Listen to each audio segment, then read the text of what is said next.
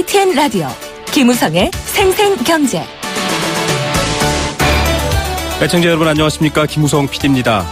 흔히 동북아 정세와 관계를 얘기할 때 중국이 재채기를 하면 주변국은 얼어붙는다, 이런 얘기하죠. 경제에서는 대기업과 중소기업의 관계가 그렇습니다. 대기업 중심의 구조조정, 또 대기업 중심의 정책이 중소기업을 더 약화시킨다라는 지적이 있는데요. 오늘 전문가와 함께 첫 번째 인터뷰로 따져보겠습니다. 두 번째 인터뷰는 고용노동부의 일가양득, 일과 가정이 양립하는 근무혁신안 내용입니다. 어제 발표가 됐고요. 한 달간 강조기간, 또 다양한 행사가 열린다고 합니다. 대표적인 게 인사 없이 퇴근하기, 업무 시간 외 카톡 금지인데요. 가능할까요? 잠시 후 고용노동부 해당 정책 담당관 연결해서 얘기 들어보겠습니다. 화요일은 경제 도미노 준비되어 있습니다. 대표 선수에게만 의지하는 스포츠, 저변과 선수층이 얇죠. 올림픽만 바라보게 됩니다. 그런데 우리 경제도 마찬가지입니다. 삼성 현대의 위기, 한국 경제에 어떤 위기를 미치게 되는지 구조적인 문제, 최백은 교수와 함께 따져보겠습니다.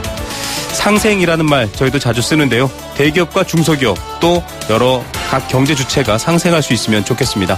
2016년 10월 18일 화요일, 김우성의 생생경제 시작합니다.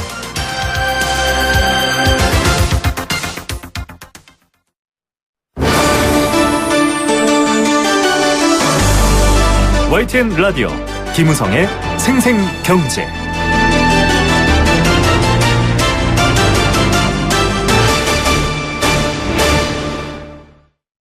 네, 오늘 생생 인터뷰입니다. 지금 세계 경제를 움직이고 있는 큰 회사들, 구글, 또 페이스북, 카카오, 이런 IT 기업들은 모두 작은 기업에서 성장해 세계 경제를 주무르고 있습니다. 나라 경제에서도 큰 역할을 차지하고 있는 게 이미 확인됐고요. 여러 가지 제도적 준비도 하고 있죠. 이렇게 중소기업들의 역할이 중요한데요. 그만큼 투자와 지원도 또 중요합니다. 우리나라의 경우에 이런 지원책들이 있긴 하지만 조금 단기적인 대책에 국한돼 있고요. 또 대기업 중심으로 사고가 이루어지다 보니까 조금 부족하다. 오히려 중소기업들은 자생력을 잃고 있다, 이런 비판도 나오고 있습니다. 최근에는 구조조정을 앞두고 또 중소기업들이 힘들고 있는데요. 문득 이 중국이 재채기를 하면 주변 국가는 독감 걸린다라는 국제정사 얘기하듯이 중소기업들은 그런 어려움에 처해 있다라는 생각도 듭니다. 어떤 대책이 필요할까요? 중소기업연구원 신상철 선임연구위원 전화로 연결해서 얘기 나눠보겠습니다. 박사님 안녕하십니까?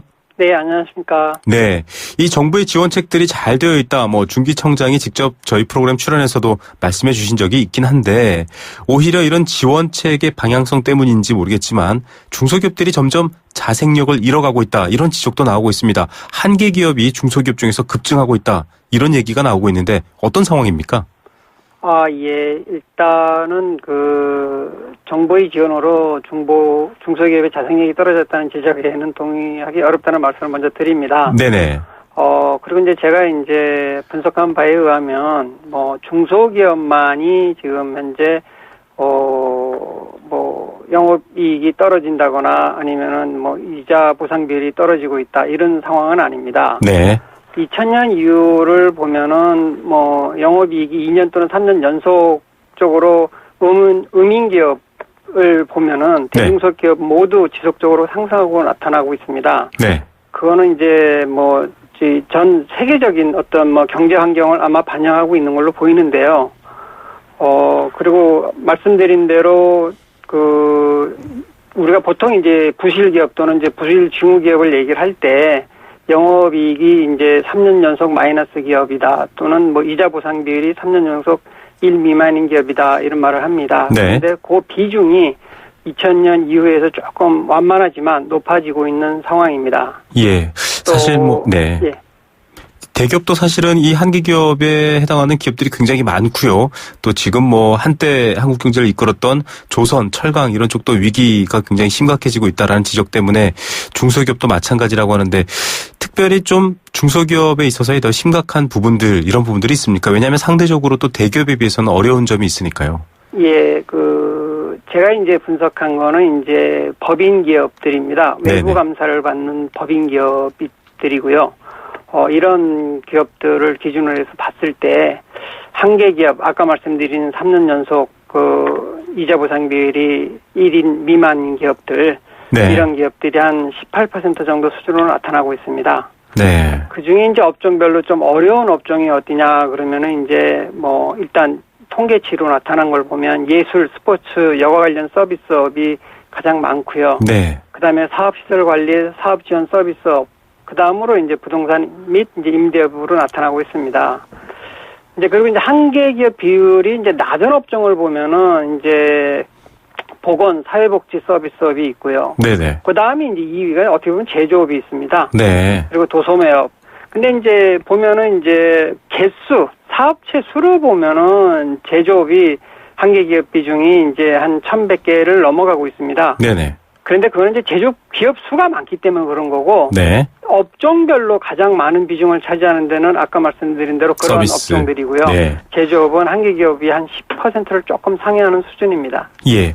말씀하신 것처럼 뭐 지난해도 경기 부양책을 위해서 임시 공휴일까지 지정했는데 해당 분야의 업종들이 사실은 그만큼 어렵다라는 걸 반증하고 있는 것 같습니다. 역시 대기업을 포함한 전체의 경기 흐름 때문이다. 원인을 이렇게 봐도 될까요? 어떻습니까? 예. 이제 지금 현재 뭐 한국의 일단 저성장 구조의 모습은 여러 가지 요인들이 있습니다.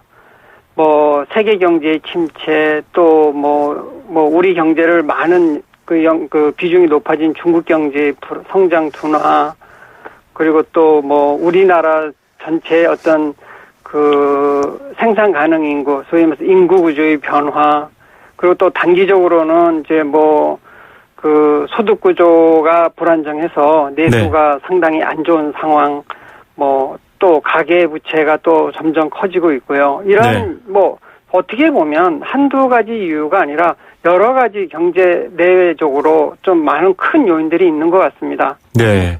지금 뭐 설명해 주신 것처럼 복합적인 경제 하향 상황, 전 세계적으로도 그런데 이게 지금 중소기업에 영향을 많이 미치고 있는데 사실 고용 인원은 대기업보다 훨씬 중소기업이 많지만 또 여러 가지 이익률 부분에서는 대기업보다 적지 않습니까? 다시 말해서 어려운 상황에 중소기업이 조금 더 어려운 상황에 취한 것 아니냐 이런 지금 우려와 걱정들 때문에 지금 여쭤보는 거거든요.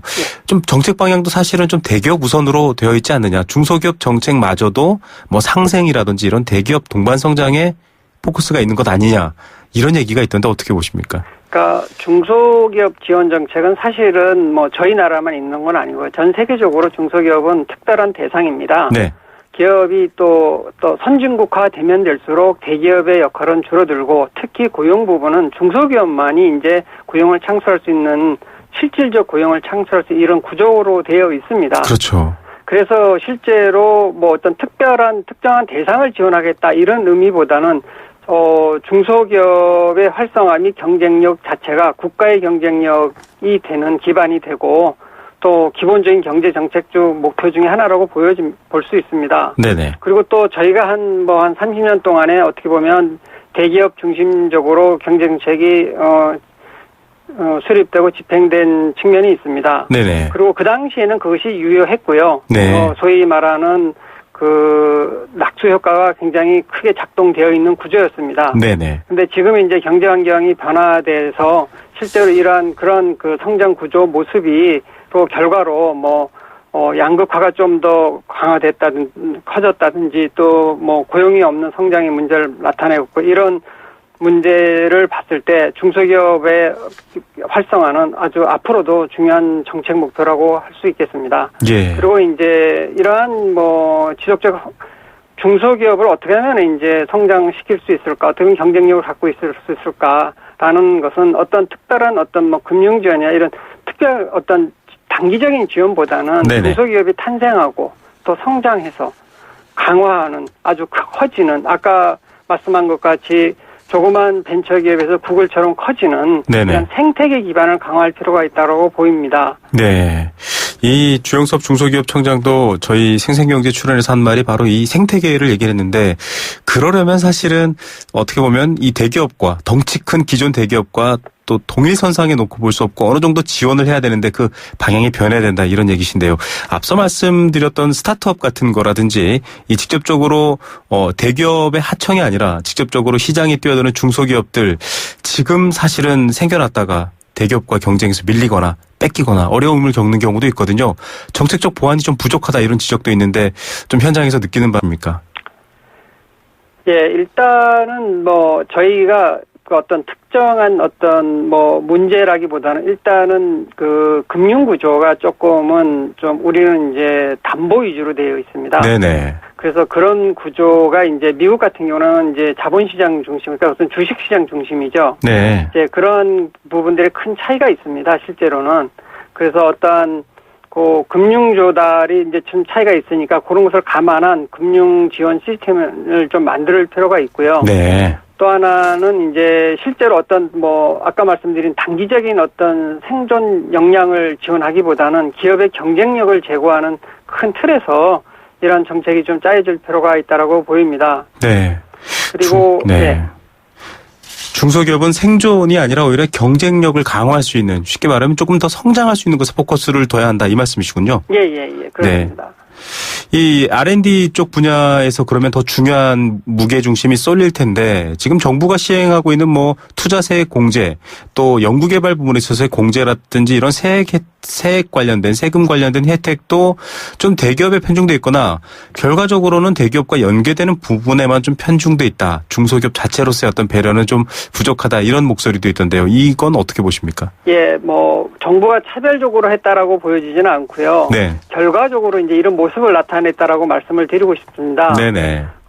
조세 지출 가운데서 이제 뭐 기업에 대한 조세 지출 부분이 있는데 그 부분을 2008년서부터 2012년 조금 뭐 그걸 분석해 보면 실제로 대기업 중심적으로 조금 조세 지원 제도가 결정된 걸로 나타나고 있습니다. 네네. 그래서 실제로는 뭐 실제 이제 규모별로 봤을 때는 대기업이 중소기업이 한 2배 정도를 받는 걸로 되어 있습니다. 그래서 이런 부분들은 앞으로 좀 지속적으로 중소기업을 좀 배려하는 차원에서도 좀 강화할 필요가 있지 않나라는 말씀을 드리고 싶고요. 네. 그리고 이제 중소기업의 좀 R&D에 대한 조세 지원은 실제로 전 세계적인 현상입니다. 저희가 우리만 하는 건 아니고요. 네네. 중소벤처기업에 대해서는 전세적으로 조세 지원을 강화하고 있습니다. 네. 네.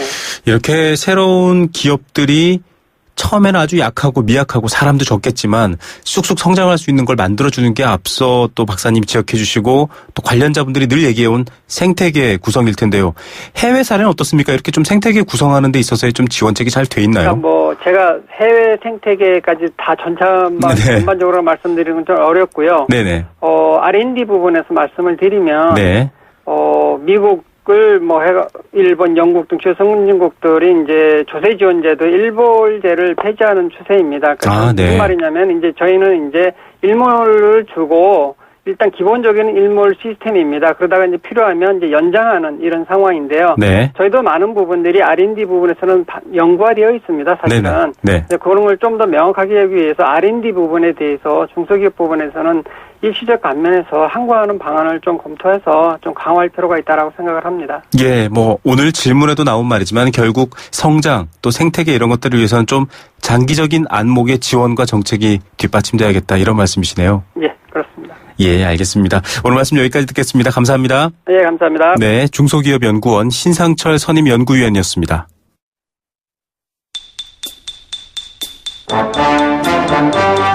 경제 탐구생활. 네. 어려운 경제 쉽게 공감하면서 선물도 받는 경제 탐구 생활입니다. 정답 보내주시면 알칼리 생수 A수 한 박스 드리고요. 여행 스케치에 나무야 공연 티켓도 드리고 있습니다. 도심 속 꿈의 놀이터 일산 원마운트에서 워터파크 이용권 드리고 있고요. 선정릉을 품은 도심 속 특급 호텔 라마다 서울에서 숙박권 드리고 있습니다. 단문 50원, 장문 100원의 정보 이용료 부과되는 유료 문자입니다. 샵 0945번 문자로 참여하실 수 있고요. 스마트폰 애플리케이션 예스로도 참여하실 수 있습니다. 오늘의 퀴즈입니다. 자연 녹지와 주거 위주의 저밀도 개발을 위해 이곳에서 해제된 지역이 실제로는 대부분 제조업소, 물류창고 등으로 활용되고 있어서 정비대책 제대로 마련해야 된다라는 지적이 나오고 있습니다. 특히 서울 디지털단지, 또 반월, 시화산업단지, 여기에 인접한 시흥, 광명, 안산 등이 좀 심각하다, 이런 지적들이 나오고 있습니다. 원래 도시 주변의 녹지를 보존하기 위해 개발을 제한하는 녹지대, 녹색지대인 이건데요. 이처럼 주변의 자연환경을 보존하다는 취지로 개발을 제한하는 구역, 무엇이라고 할까요? 많은 분들 잘 아실 것 같습니다. 1971년 도시 주변 자연 환경 보전과 도시 대기오염 예방, 상수원 보호 등을 위해서 서울을 시작으로 해서 전국적으로 확대가 됐는데 주민이 불편하다라는 그런 지적도 나왔고요. 또 여가 휴식 공간 활용을 위해서 조금 규제를 완화하기 시작됐습니다. 자, 오늘의 정답 뭘까요? 많이 보내주십시오. 생생경제 일부 포스코와 함께했습니다. 캠페인 들으시고요. 경제 톱뉴스로 돌아옵니다. YTN 라디오 캠페인 물 없는 한라산, 물 없는 제주 바다를 상상할 수 있나요? 제주의 아름다운 자연과 풍경은 깨끗하고 건강한 물이 있기에 가능합니다. 제주를 아름답게 만들어주는 건강한 물은 우리의 몸과 마음도 아름답게 만들어줍니다. 건강한 몸과 마음을 지키는 이유. 아름다운 물을 사랑하고 지키는 일에서부터 시작됩니다. YTN 라디오 아름다운 물 캠페인은 광동제약과 제주특별자치도 개발공사와 함께합니다. 안녕하십니까. 보건복지부 장관 정진엽입니다. 오늘은 어르신들께 특히 반가운 제도를 소개해 드리려 합니다. 국민의 간병비 부담은 낮추고 이번 서비스의 질은 더 높이기 위해 간호간병 통합 서비스 제도를 시행하고 있습니다. 간호 인력이 간병 서비스까지 제공하여 질 높은 서비스를 받게 되고 병문안은 정해진 시간에만 하게 되니 병원 감염까지 낮출 수 있는 국민 모두가 행복한 제도입니다. 간호간병 통합 서비스, 더 많은 병원의 참여가 국민의 더 큰 행복을 만듭니다. 이 캠페인은 보건복지부와 국민건강보험이 함께합니다.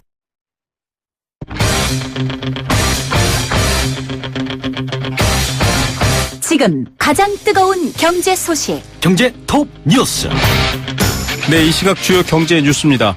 은행권은 대출 문턱을 높였습니다. 그래서 저축은행 제2금융권으로 가면 어쩌나라는 풍선 효과 걱정했는데요. 이 제2금융권도 문턱을 높였습니다. 돈이 필요하신 분들 어디로 가야 할까요?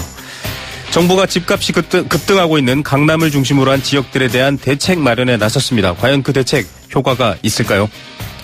육아휴직을 하는 용감한 아빠들도 늘고 있다고 합니다. 아이를 키우는 문제, 결국 나라의 문제이기도 할 텐데요. 잠시 후 톱뉴스에서 전해드리겠습니다. 이 시각 가장 뜨거운 경제 톱뉴스 비즈니스워치 김춘동 기자 연결합니다. 안녕하십니까? 네, 안녕하세요. 네, 은행권 문턱도 높아졌고 정책금융 문턱도 최근에 높아졌습니다. 보금자리론 네. 사실상 중단시켰는데 제2금융권은 어떻습니까? 같이 높아졌나요?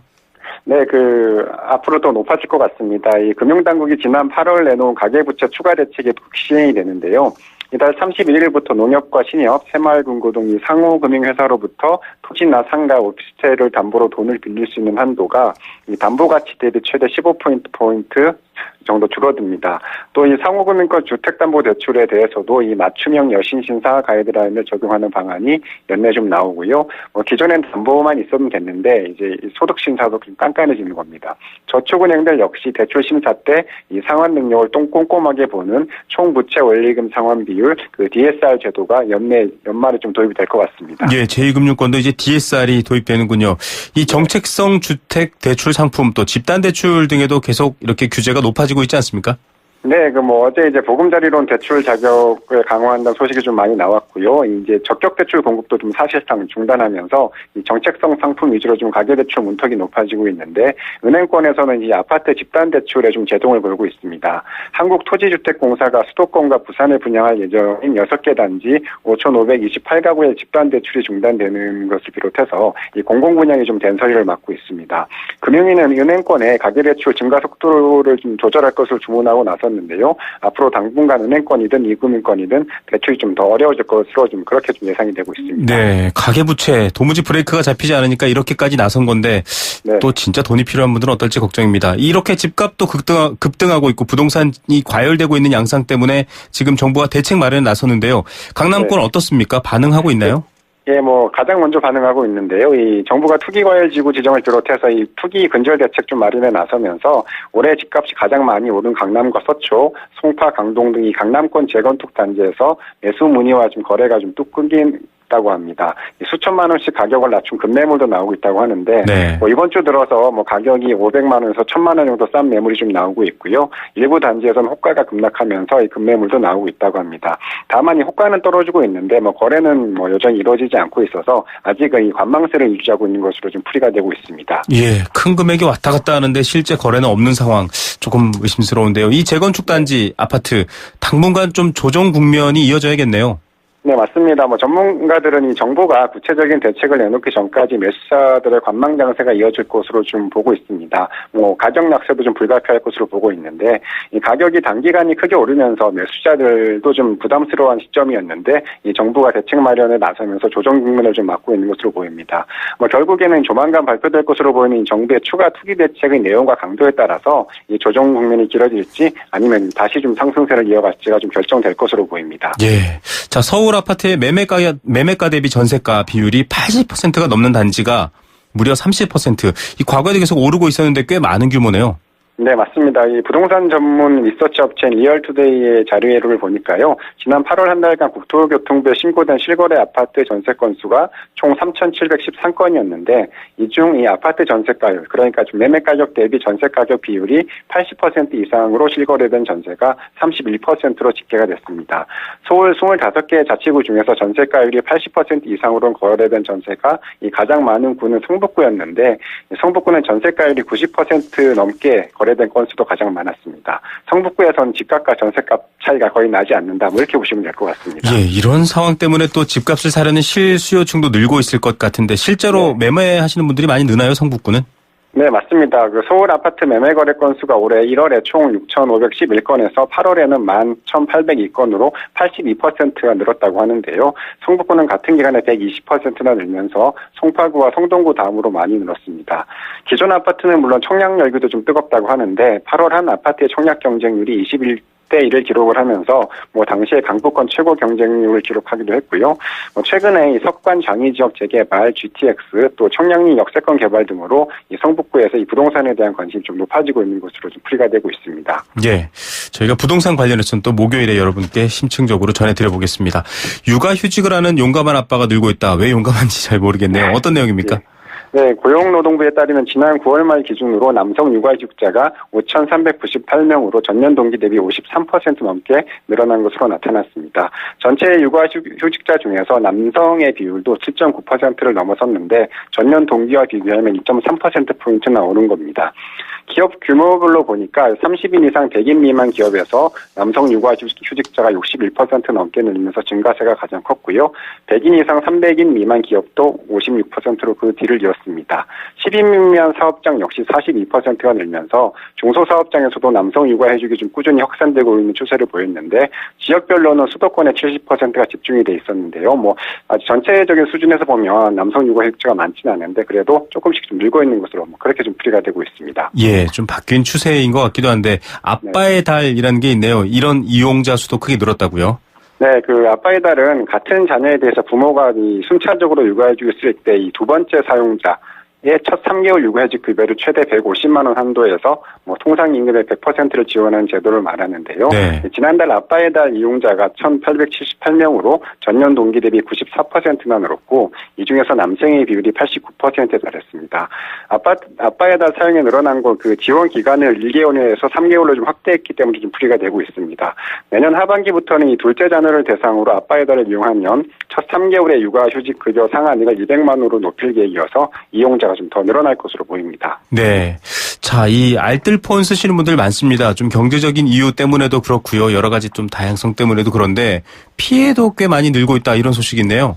네, 뭐 말씀하신 대로 통신비가 기존 이동통신 3사보다 좀 저렴하다고 알려진 알뜰폰 가입자가 좀 빠르게 늘고 있는데요. 이 고령층을 중심으로 피해도 계속 늘고 있습니다.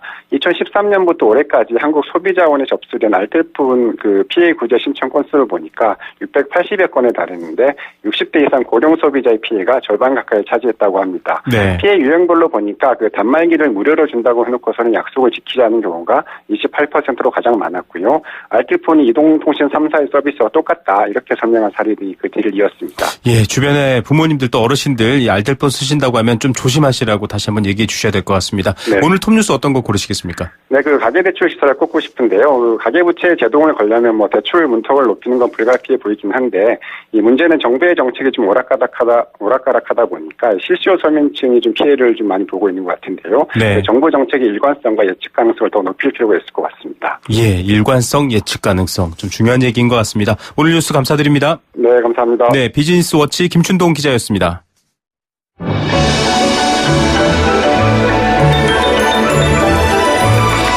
오늘의 경제를 들여다보는 시원한 창. YTN 라디오 김호성의 생생경제 생생 인터뷰. 네, 두 번째 생생 인터뷰입니다. 어제 발표가 돼서 많은 관심을 끌었죠. 퇴근 후 카톡 금지, 퇴근 인사하지 않기, 사유 없이 휴가 내기. 지금 말씀드린 이 세 가지의 공통점이 있습니다. 경직된 조직 문화나 장시간 근로 관행에 반대되는 행동입니다. 아마 중장년층 이상 되신 분들은 좀 생소할 수 있습니다. 조직의 효율성이 이래가지고 잡힐까라는 걱정도 생길 수 있는데요. 좀 시대가 바뀌고 또 이렇게 바뀐 부분이 훨씬 더 경제적인 면에서 이득이 된다라고 판단이 되고 또 조사가 됐기 때문에 정부까지 나서서 이 부분을 지금 확산시키겠다 이렇게 하고 있습니다. 과연 회사와 가정 모두에게 일거양득이 될 수 있는 일가양득 정책일까요? 관련 정책 추진하고 있는 책임자 연결해서 직접 들어보겠습니다. 고용노동부 나영돈 청년여성고용정책관입니다. 안녕하십니까? 네, 안녕하세요. 예, 자 어제 발표가 됐는데요. 일가정 양립과 업무 생산성 향상을 위한 근무혁신 10대 제안 이런 것들을 어제 대대적으로 좀 홍보하고 얘기를 했는데 한 달간 또 집중 홍보하고 강조한다 이렇게 나왔거든요. 어떤 취지에서 시행된 겁니까? 네, 우리나라는 잘 아시다시피 OECD에서도 장시간 근무하기로 굉장히 유명한 나라입니다. 네. 연간 2057시간, OECD 평균보다 약 300시간 일을 더 하는데요. 그러다 보니까 기업의 어떤 생산성, 경쟁력 같은 것이 한계에 와 있고 특히 젊은 세대들이 이제 이런 장시간 문화에 익숙하지 않다 보니까 일가정 양립이 어렵고 그러다 보니 저출산 문제가 굉장히 심각해지고 있습니다. 네. 그러다 보니까 이제 정부뿐만 아니라 경제계에서도 이렇게 해서는 국가 잠재 성장력을 높인다거나 선진국이 될 수 있는데 정말 한계가 있겠다는 어떤 반성 그런 데서 출발을 해서 이런 10대 제안을 정부와 경제계가 함께 마련하게 된 것입니다. 예, 이렇게 긴 근무 시간이 사실은 지금 성장이라던가 변화하는 경제 체질에 맞지 않다 이런 판단에서 추진하셨다고 하셨는데 사실상 이미 유연근무나 정시퇴근제 같은 어떤 제도적 정책이 있는데도 잘 안 지켜져서 아마 이렇게까지 나서신 것 같은데요. 좀 구체적인 내용을 알려주시기 바랍니다. 3대 분야 10대 제안 이렇게 얘기를 하셨더라고요. 어떤 내용입니까? 네, 그렇습니다. 그동안 근로기준법 등을 개정해서 사실 토요일도 휴무가 됐고 근로시간도 줄고 출산 육아휴직 이런 활성화도 있지만 네. 많이 미흡한 걸 이번에 10개를 꼽았는데요. 우선 정시 퇴근하기, 네. 퇴근 후에 업무 연락 안 하기, 네.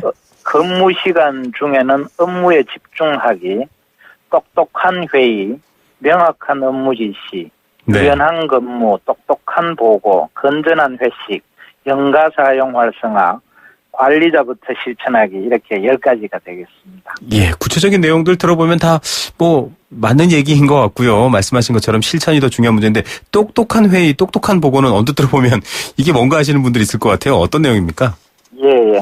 그 표현을 똑똑하다고 한 것은 우리가 이제 뭐 형식에 좀 치우쳐서 대면 보고를 꼭 해야 된다. 네. 그리고 회의를 하면은 직급이 중요하고 직급 순으로 나이 많은 사람이 주로 말하고 그렇게 하다 보니까 충분한 소통이 못 되고 실질적인 어떤 논의 이런 것이 잘 못 되는 게 많다. 네. 보고할 때도 서류에 의해서 대면 보고를 하면은 전화나 문자로 간단하게 해도 되는데 네네. 나이 많은 사람, 직급이 높은 사람한테 그렇게 하면 뭐 좀 공손하지 못하다 이런 것들을 없애고 회의 목표를 명확하게 하고 다양한 방식으로 자유롭게 의사소통하고 그런 것들을 실천하자는 그런 내용들입니다. 예, 얼마 전 모 대기업 CEO가 이 PPT를 없앤 PT 만들지 마라. 시간 아깝다. 그냥 보고하자. 이 얘기와 좀 맞아 있는 것 같기도 합니다.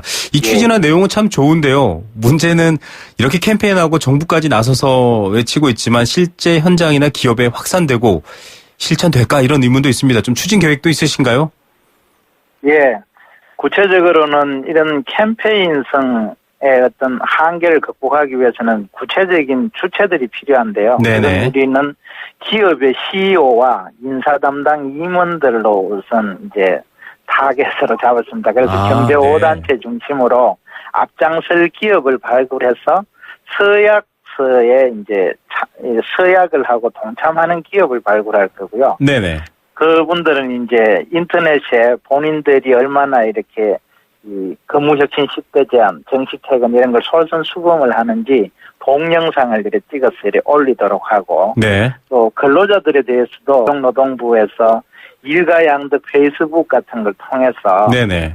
우리도 여기 10대 제안에 동참한다. 눈치 안 보고 연가를 가겠다. 이런 걸 이제 서약 이벤트도 지금 어제부터 진행하고 있는데 네네. 지금 800여 명이 들어왔고요. 네.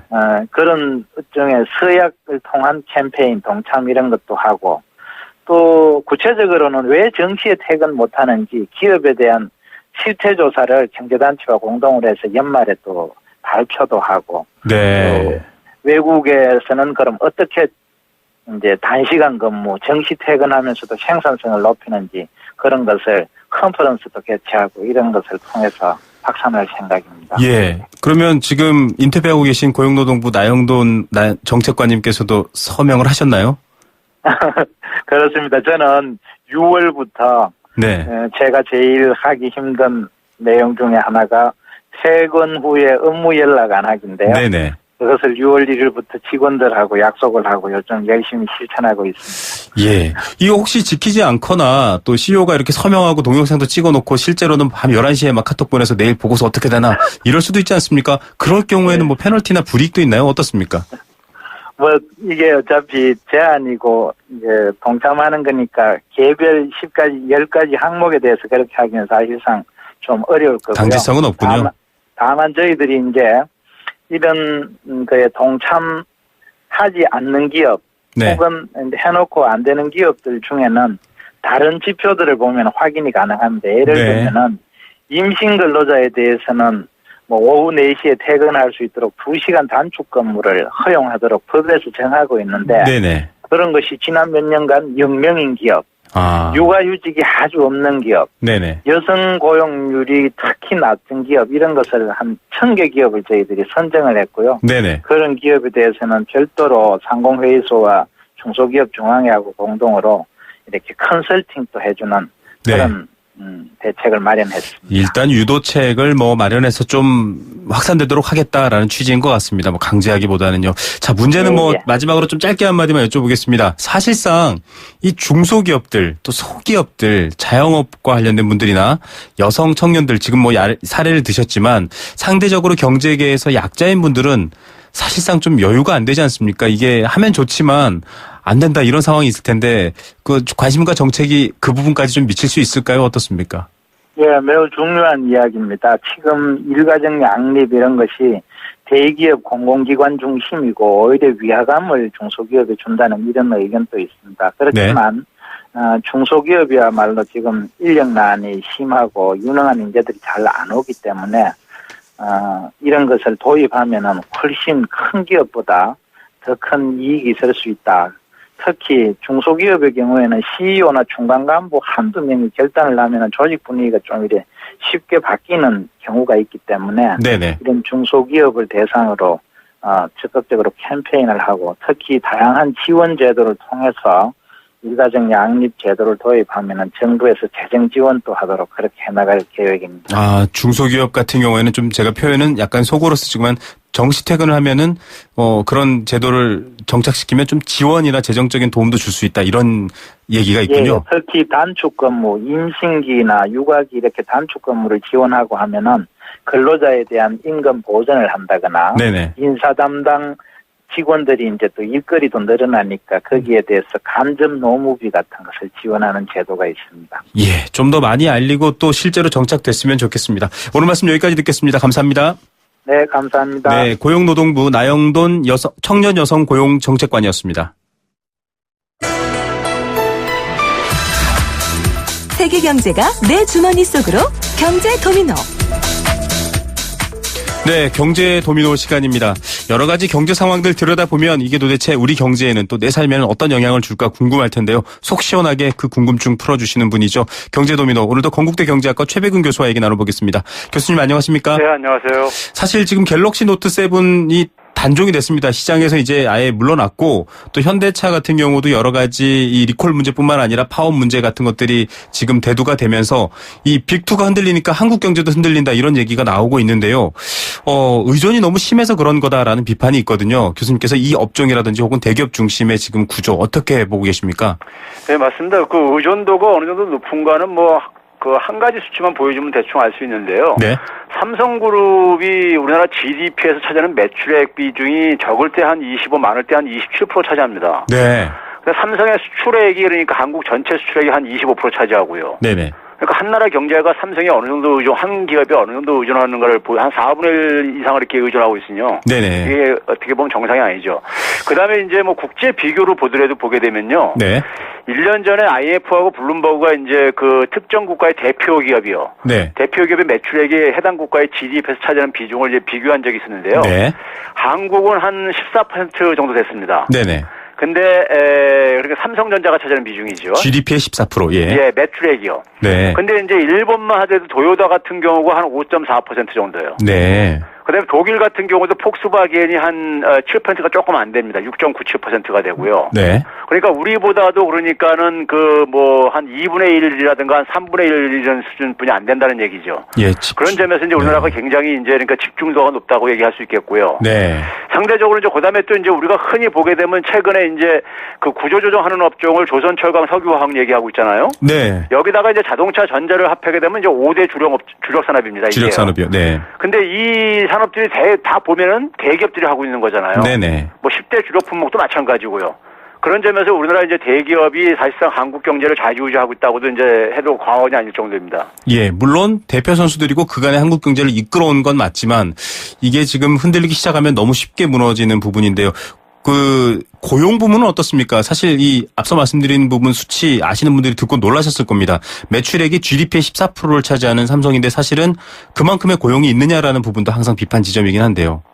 고용은 그보다 훨씬 더 적게 차지하고 있고요. 네네. 거기다 문제는 뭐냐면 최근에 계속해서 줄어들고 있다는 얘기입니다. 네. 매출액 증가하는 거에 비해 차지하는 비중이 증가하는 거에 비하면 고용은 그냥 굉장히 더디게 증가하고 있고요. 네. 그런 점에서 그래서 이제 그러다 보니까 대기업이 성장하는 것이 가계에 그러니까 그만큼 이제 피부로 와닿지 않는다는 것이 이제 바로 그 격차를 얘기해 주는 거고요. 예, 그래서 네. 낙수 효과에 대한 비판도 여러 경제학자들이 하고 계신데요. 지금 이런 말씀을 드린 이유가 이 중소기업이 사실 지금 어렵다라는 걸 저희가 첫 번째 인터뷰로도 했었는데 대기업 대출을 받더니 국책은행 즉 정부가 보증을 서거나 도와줘서 받은 대출의 35%가 대기업이 차지하고 있는데 이 중소기업은 이런 혜택들을 사실 못 받고 있거나 받더라도 대기업과 연관해서 받아야 되는 상황인데요. 좀 궁금한 게 있습니다. 왜 한국 경제가 이렇게 다양하게 대표 선수 외에도 중소기업들을 키우는 게 아니라 이렇게 대표 선수인 대기업 위주로만 가고 있었는지에 대한 원인, 좀 흐름 이런 것들이 궁금합니다. 예, 사실 정부가 정책적으로 자초한 측면이 있는데요. 이 대기업한테 대기업 성장에 올인한다는 얘기는 결국 이제 이 수출에 올인한 결과입니다. 수출, 네. 예, 수출에 올인을 했다는 얘기는 경제가 사실은 이제 양날개로 나는 건데요. 내수하고 수출로 이렇게 나눠야 되는데. 네. 내수는 굉장히 취약성이 이제 구조화가 됐습니다. 90년대 초 이후부터요. 네. 그러다 보면서 이제 그러니까는 수출에 이제 목을 매게 되고요. 수출에 목을 매다 보니까 이제 수출 가격 경쟁력 확보에 위해서 이제 기업들 같은 경우는 이제 비용 절감으로 대응을 하면서 대표적으로 이제 인건비죠. 네네. 그러다 보니까 이제 가계 소득이 둔화되어지게 되고 또 그다음에 이제 비정규직을 선호하다 보니까는 임금 불평등은 증대되어지면서요. 내수 취약성이 이제 구조화됩니다. 네. 거기다가 이제 수출 대기업이 비용 절감 목적으로요. 삼성전자나 현대자동차 보게 되면 해외에 많이 진출해 있잖아요. 네. 이 중간재를 해외에다 외주를 시킵니다.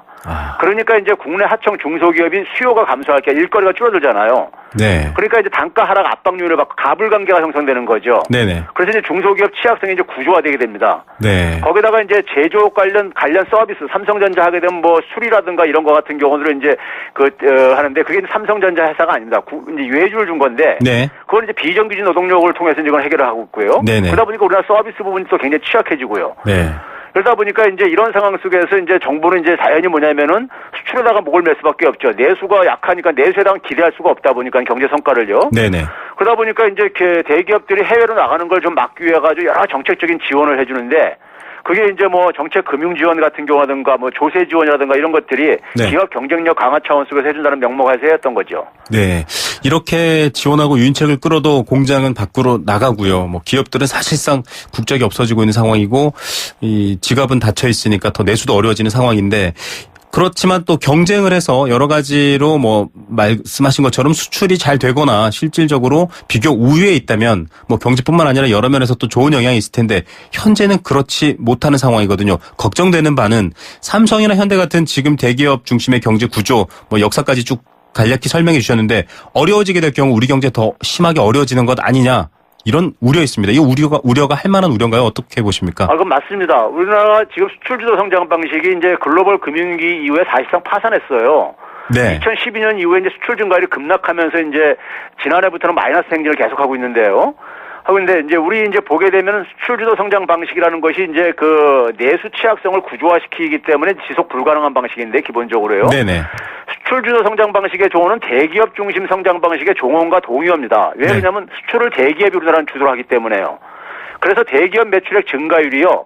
수출이 이제 급락한 2012년부터 급락을 하고 네. 2013년부터 마이너스 행진을 합니다. 네. 대기업이 그러니까 성장이 지금 그러니까 중단된 거예요. 오히려 후퇴하고 있는 겁니다. 네. 거기다가 이제 그러다 보니까 이제 중소기업이 이제 그러니까 하청 관계에 있다 보니까 중소기업도 붕괴하면서요. 연쇄적으로 영향을 받는 그렇죠. 이제 한계 기업이 급증을 하고 있죠. 네네. 그래서 대개 이 한계 기업이 급증하는 분야들을 보게 되면 대개 이제 구조조정이 진행되고 있는 이 취약업종에서 대개 이제 크게 증가하는 데서도 우리가 확인되고 있는 겁니다. 예. 자, 시간이 얼마 없는데요. 간단하게 대안이 필요할 것 같습니다. 지금 집중되고 덩어리진 큰 덩치의 이 대기업과 수출 중심의 구조 바꾸자라는 얘기하고 있는데 어떤 핵심 원칙들이 필요할까요? 제가 이제 일전에도 이제 수차례 지적했는데 우리나라 이제 구조조정 타이밍이 놓쳤고 구조조정할 준비도 되어 있잖아가지고 실패할 수밖에 없다고 제가 수차례 지적한 데가 있는데요. 제가 두 가지 자료를 제기할게요. 네. 3대 수출 품목이 반도체, 자동차, 조선이 95년도에 그랬었는데요. 네. 이게 2015년에 똑같습니다. 10대 수출 품목이 10년째 똑같습니다. 네네. 그러니까 변하지 않고 있네요. 예, 네. 그 얘기는 결국 뭐냐면 업종 다변화에 실패했다는 얘기고요. 네. 그다음에 이제 세계 교육에서 차지하는 비중은 이제 10대 품목이 대표 품목이 줄어들고 있고요. 네. 즉 주력 업종이 경쟁력이 약화되고 있다는 얘기죠. 네네. 그렇다면 결국 뭐냐면은 우리나라 수출에 의한 성장이 그러니까 기본적으로 한계에 봉착했다는 얘기입니다. 네. 그러니까 업종 다변화를 계속해서 구호처럼 얘기를 하고 있는데 업종 다변화를 할 수 있는 역량이 지금 그러니까 부족하다는 걸 의미해 주는 거고 있고요. 네. 그러다 보니까 이제 구조조정도 못하고 있는 겁니다. 구조조정이라는 것이 수익사업 사업을 과감히 정리하고 새로운 수익사업 분야로 진출을 해야 되는데 새로운 수익사업을 만들 능력이 없다 보니까 기존 사업을 붙들고 매달리면서 국채은행 금융지원으로 연명하다가 이 지경까지 오게 된 겁니다. 예. 그런 점에서 지금 우리나라 대기업들이 그 서비스업의 비중도 굉장히 지난 5년간 정체하고 있어요. 네. 그러니까 제조업의 이제 서비스업, 흔히 말해서 고부가 가치화도 이제 그러니까 못하고 있다는 얘기죠. 예. 그런 점에서 이제 대기업 개혁하고 우리 경제의 변화 방향이라는 것은요.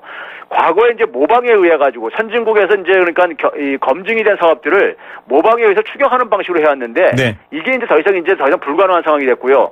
시장 이제 선도자가 돼야 되는데 이러려면 이제 그러니까 제조업의 서비스화를 통한 고부가 가치라든가 아이디어 집약적인 사업을 만들 역량이 필요한데 이거는 이제 기존의 사업 패러다임 그러니까 재벌 기업의 창조적 파괴가 필요한 겁니다. 예, 창조적 재벌 대기업이 파괴. 이런 이제 할 수 있는지가 참 이제 의문이 되는 거죠. 예, 패스트 팔로워가 아니라 퍼스트 무버가 돼야 된다. 맞습니다. 창조적 파괴를 해야 된다. 네. 이 말 계속 공허하기만 해서 안타깝습니다, 교수님. 오늘 말씀 여기까지 듣겠습니다. 네, 감사합니다. 네, 건국대 경제학과 최백은 교수였습니다.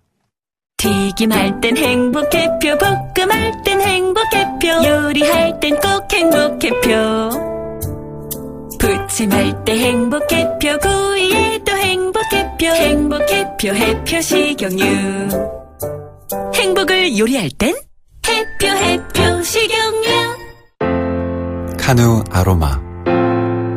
좋은 커피라면 첫 향부터 음미해보세요. 카누의 향은 마시기도 전에 시작합니다. 세상에서 가장 향기로운 카페 카누. 샘 스미스의 Stay With Me V20로 들어보겠습니다. 원음을 선명하게 되살리는 4개의 DAC와 전후면 광각 카메라로 새로움을 플레이하다. LG V20. 자동차 살 땐 모델, 연식, 배기량, 연비, 컬러 이렇게 챙기면서 자동차 금융은 왜 직접 안 챙기세요? 그러게. 직접 챙기면 편리하고 저렴해집니다. 어디서 차를 사든 자동차 금융은 삼성카드 다이렉트 오토. 연체율 등 자세한 이용 조건 및 혜택사항 홈페이지 참고. 과도한 빚 고통의 시작입니다. 톡탁 찍톡 탁찍톡탁. 누구나 쉽게 따라할 수 있는 악사 자동차 보험 마일리지 할인. 계기판 찍고 카톡하면 가입 즉시 할인이 탁. 이것이 악사 마일리지 할인. 악사 다이렉트. 약정한 주행거리를 초과 운행한 경우 이미 할인된 보험료를 추가 납입하셔야 합니다. 가입 시 유의사항을 확인하세요. 네, 생생경제 포스코와 함께했습니다. 5876님, 생생경제 매일 듣고 있어요. 잘 부탁드려요. 60대 서울흥 할머니라고 하셨는데 60대 청춘입니다. 아직 젊으시고요. 오늘 정답자 생수는 1305님께 드립니다. 그리고 라마다 호텔 숙박권 8812님께 드리겠습니다. 난개발로 녹지 줄어들면 안 돼요 라는 의견도 많으시네요. 내일 뵙겠습니다. 김우성의 생생경제였습니다.